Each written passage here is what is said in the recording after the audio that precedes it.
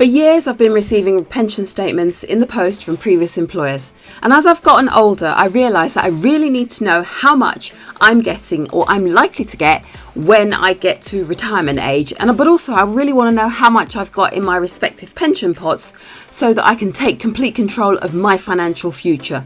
In the session today, I'm going to show you what's in my retirement logbook and how you can create your own. And if you don't have one, you can download a copy of mine from the link in the description below. Now, I prefer to track my stuff personally rather than giving over that responsibility to someone else, because ultimately this is my financial future. And if I take control of it, if I own it and I claim it as mine, I'm more likely to feel comfortable in the decisions that I make because I'm tracking it for myself rather than keeping it in someone else's system and relying on them to tell me how much is in my retirement pot. And that's why I created this retirement logbook.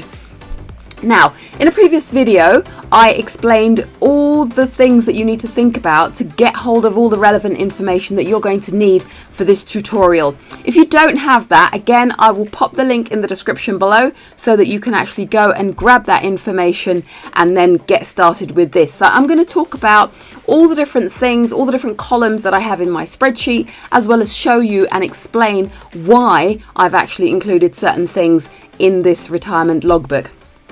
Now, if you don't have it, as I said, feel free to download a copy of mine from the description below and follow along. So let's get started. What do you need in order to get started? Now, if you don't have any of this information, you actually do need to pause the video before we can start. And the reason for that is because you will need your state pension age. Again, I will pop the link for that down below, but in fact, let me show you very quickly what that looks like and how you can get that information. It's super quick. So I'll pop the link below, start now, click on start now, and say you want state pension information and enter in the date of birth. Enter in your date of birth, obviously, this is just an example. Continue, and there you are. State pension age, it tells you what it is, but it also tells you the year in which it's going to happen, and that's how you actually get your state pension age. Because remember, there have been changes in recent years. There have been at least 2 changes in recent years to the retirement age, especially for women, and there is a possibility that it may change again in the future. So that's why it's important you need to know that information before you get started. And then let me just pop back to the screen I was showing you. Here we go. Yes. So, oops. I clicked on the wrong button. I apologize. Let me go back. Here we go. Yes. So you need your state retirement age, and I've shown you how to do that. You will need a list of your previous employers. Obviously, if you're employed, you'll have that information to hand for your current. And then you will need pension statement information, which again, if you haven't got the information for your previous employers and you're not quite sure how to get it, check out the link below because I created a video about this. And you can actually go and watch that and find out how to gather together all of that information. But most importantly, you need obviously a spreadsheet, somewhere to record this information. And you might say, I've got pen and a spreadsheet will work better for you. And so that's why I've created this retirement logbook that you can go and download from retirementlogbook.com.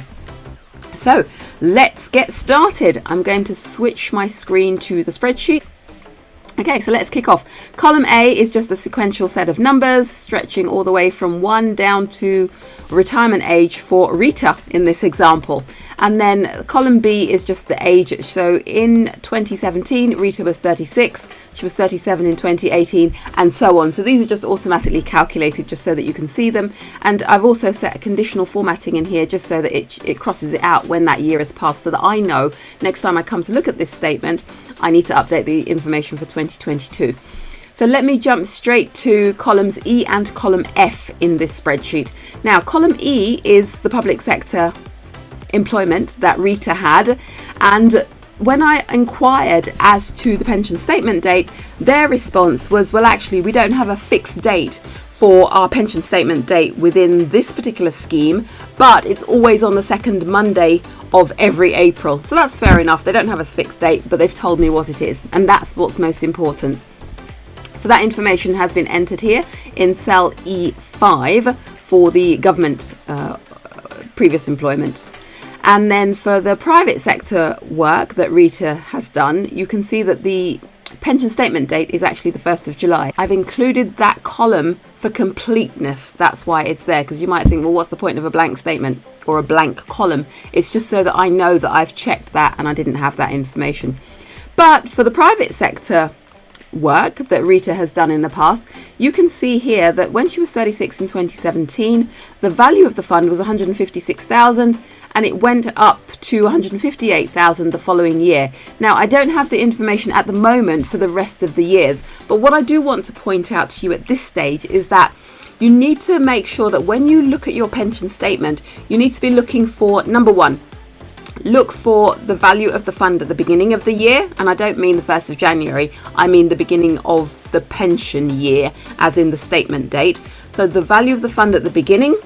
You'll be looking for how much contribution you've probably made to that. You may not have made any contribution to it. It depends on the scheme. But if you've made any contributions, you want to see what that totals at the end of the year. You also want to see if your employer has made any contributions and what the totals for that are. Some employers will match your contributions. Some will pay a specific percentage. But again, have a look at your specific pension statement in order to know what your specific information is. If you're unsure about anything that's in your pension statement, go and ask your pension provider or your HR department or whoever manages your scheme, because remember, they're managing your money. So they are just guardians. They are trustees. This is a trust. And so they must answer your questions. If you don't understand anything that's in your pension statement, go back to them, ring them up and ask them so that you understand what your pension is, because this is going to be the money that you're going to have available when you retire. So it's really important. And so in this particular example, in 2017, the fund value was 156,000. It went up to 158,000. Now the difference between those figures, let's just do a quick calculation, is approximately 2,200. So if we make a very, very, very basic assumption that it goes up by approximately £2,000 a year, actually, let's use a percentage. It'll be easier in terms of the calculation. But again, I'm just making an assumption at this stage, but we won't know the facts until the years actually come and pass by. And when we get the pension statement next year, we'll be able to actually add the exact data from the pension statement into this spreadsheet, the retirement logbook, so you can effectively track it. From memory, the stock market's gone up by about 5 or 6 or maybe 7%. So let's just take 6% and make an assumption that it's going to go up by 6% a year over however many years. So I'm going to use 6% and I'm just going to multiply it by the last figure in 2018, because I want you to see what this is going to look like in future. Remember, these are not real figures and these are not your figures. You need to make sure you add your own figures. So we're going to use 6%.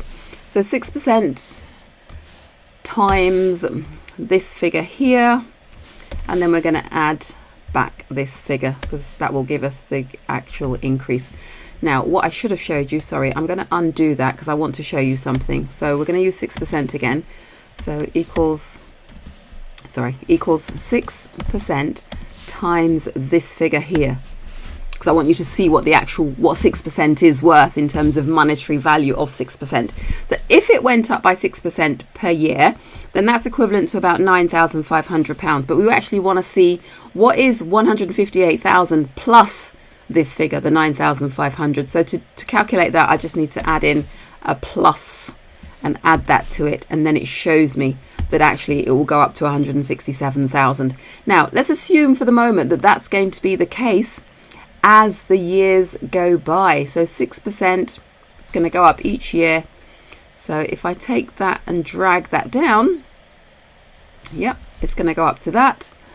And then I'm just going to copy that all the way down to, I'm going to copy it down to the bottom, but actually, remember, I'm likely to retire before this age, or Rita rather is likely to retire before that age. So ignore the figure at the very bottom for now, but just look at how I've calculated it so you can see what yours might look like. Obviously, your pension fund might be a lot less than this. It could be substantially more than this. But again, look at what your pension statement says to know the facts. But I've just made an assumption because I want you to see some figures here. Now, so that's the current fund value. Remember, if you've worked in other jobs, you can just insert additional rows in there by just clicking by right-clicking the letter at the top here, and then it brings up this menu and you can insert to the right additional columns. That's how to do that. Now, we're going to move on to the amount that's payable annually. Again, this is just an estimate at this stage because we haven't reached retirement age. Obviously, if you've reached retirement age, then you're going to be looking at it slightly differently. But in the example that I'm showing you today, I want to just show you this because we've obviously got the pension for the public sector part of Rita's employment. We've got the private sector element of Rita's employment here, and then we've got the new state pension element of Rita's we've got the new state pension element of Rita's retirement here as well. Now, notice that for the public sector employment at the moment, I've only got the information from 2021. I don't have any further information at this stage. And what I've also done here is I've assumed that there's going to be an increase of 2% or 2.5% actually is what I've assumed. Now, it could be less, it could be more. I don't know. Nobody knows. I don't have a crystal ball that tells me. But I've made an assumption because I want you to see what this is going to look like in reality. But again, I didn't have the information for previous years, but for current year, this is what it looks like. And then for Microloft here, well, you can see that the fund value is 156,000. But what I don't know right now, or what I haven't put in the spreadsheet so far, is how much that's actually going to translate into based on an annual income basis. I'm going to make an assumption at this stage that it's approximately £5,000 because I want you to see the figures. Yep. So if it's £5,000 a year, if it's £5,000 exactly, and now notice how the fund has been increasing over the years, so it won't be 5,000. Well, it may not be £5,000 a year, but I just want you to see what that would look like if it were £5,000 a year. And then obviously with regards to the new state pension, this is the value of it at the moment. And that's actually what it is in 2021. There's a possibility that it might increase, it may not. But again, I've assumed 2.5% because that's the rate that it's, I think. Anyway, I've assumed 2.5%. It could be more, it could be less. The crystal ball doesn't work for this. And so what I want you to look at next is column K, because this is the bit where you need to either pay attention and do something about it, or you might be able to sit back comfortably and say, do you know what? I'm happy with the figure that I'm seeing on the spreadsheet. But remember, we have just entered in some figures just so that you can actually get an idea as to what it might look like. Yours might be different. And again, the numbers that you used, remember, we've used in column H, we've used 2.5%. In column I, I've used 6%. No, sorry. It was over here that I used 6. Yes, it was over in column F that I used 6% to estimate how much the fund might increase by. It may not increase by that much. But again, I've assumed a fixed amount of income in column I. And then for the new state pension, I've assumed that that's going to increase by 2.5% each year. So lots of assumptions have been built into this, and I've kept it really simple because I want you to be able to do this really simply, because it is pretty simple once you get your head around what you're tracking. You're tracking the amount, the value of the fund from last year, how much has been added to it, as in your contributions, your employer contributions, but also if it's grown in value in terms of the investments that have been applied to that fund, and then the value at the end of the year. And that's what we're tracking in columns E and F. And then column H is the amount that we think is going to be payable each year. Now, your pension provider may give you some sort of estimate, they may not. Certainly for local government, they will give you an estimate because they'll be able to tell you exactly how much your pension is going to be. And then obviously you've got to add inflation to that, which is I think about 2.5%, which is why you actually used 2.5% for column H. And then for column I, I've made an assumption that the amount payable per annum based on the value of the fund is £5,000. Again, it could be a lot more, it could be a lot less. Bear that in mind. But we're just making assumptions so that you can understand what you need to do for your retirement logbook. And then for the new state pension, the figures are actually 9.371 at the moment, but it may increase, it may not. And again, I've used an assumption of 2.5%. But if you look at column K, this is where you need to now think, okay, if I retire, because the earliest you can actually claim any of this is age 55, which is this column here. Let me just click on here so you can see. this is the age at which you can actually start to claim it. Can you see where I've got the green bits here? So I'm just going to delete those green bits so that, and then bring these numbers down, because I want you to see what that would look like if these figures were real. So in effect, you would have a potential retirement income of 35,000 by the time you get to age 55. Now, for some of these, you actually can't claim them until later. For example, for this pension, the public sector pension, you can actually start to claim it from age 55 for this particular scheme. Your particular scheme might say something else. Read the documentation to be sure. For the private company scheme, from memory, again, you can potentially claim it from age 55. However, it will impact the end value of the pension. So just be careful about that so that you know the facts.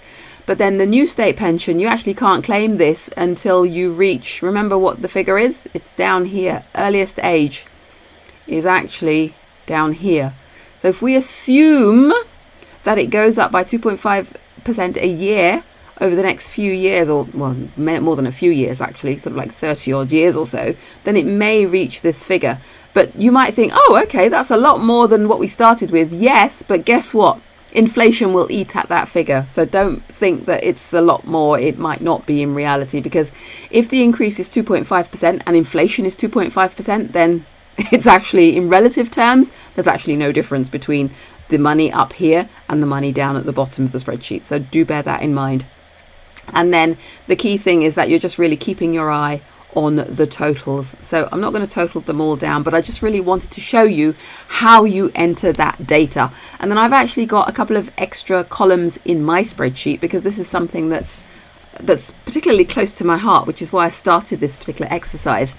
And so I wanted to know, like, what's the transfer value for my pensions? Because I realised that I've got a public sector pension. I worked for the government for some parts of my career, and the value of the pension, but remember, we're using RITA, so this is not my data. But for RITA, for example, the transfer value, I've got that information from the pension scheme manager, and they've told me that the transfer value is this figure, and I've entered it into there. Now, I don't have any plans to transfer it this year. I may transfer it next year. I may transfer it the year after. But regardless, I'm keeping an eye on that, because the next time, or rather the latest time that if I want to transfer my pension, the latest time under current rules is that it must be transferred at least a year before your retirement date. And I can't remember the reasons for that, but that's certainly what the rules are today. So that's something to bear in mind, and that's why I'm tracking this information. And then obviously for Micro Loft here, the value of the pension fund is fixed, as in it's the same amount as the information that you will have entered over here, because this is based on, remember, the value of the fund at the beginning of the year, plus any of your contributions, any of your employer contributions, plus the actual increase in the investments, usually stock market or some other commodity that the fund might be invested in. So that will generally be the same figure as the previous column that I showed you. So it's just something I'm just tracking for my own benefit. And then I've got some additional information in here. And then the reason why I've got on the very end here the lump sum amount is because I've discovered that for public sector employees, and it may not apply to your circumstances, but certainly for public sector employees that I've come across, if you choose to retire, say at 55 or 56 or whenever, you can potentially take a lump sum payment tax-free. And that's why I've got that in here, so that I can keep a track of what that looks like year on year, because that may change. I don't know yet, because I wasn't tracking it in previous years. So that's why I've got that information in here. Okay, so I hope that's been somewhat useful for you in terms of why I've got all of this information in my retirement logbook. And this is actually part 2, but I've done this bit first because this is the most crucial bit of information that you want to be tracking. If you watched the previous video that I did in terms of collating all of this information together, you will know that I asked you to collect quite a bit of information actually with regards to your employment status, and I'm just going to briefly show you what that looks like. So if you've done that exercise in the previous video, then you will have let me go back to the beginning. You will have all of this information, and you'll be able to update it here. So really the purpose of this particular video, it was to show you what that looks like. In fact, I forgot to introduce myself. So my name's Hannah and I'm on a mission to make retirement planning a fun, fruitful and fulfilling experience, but also to build ultimately a passive profit pipeline of income. And that's why I'm doing this exercise, to understand what the current circumstances are with regards to potential income versus what it might be in the future, so that I can bridge the gap between the two.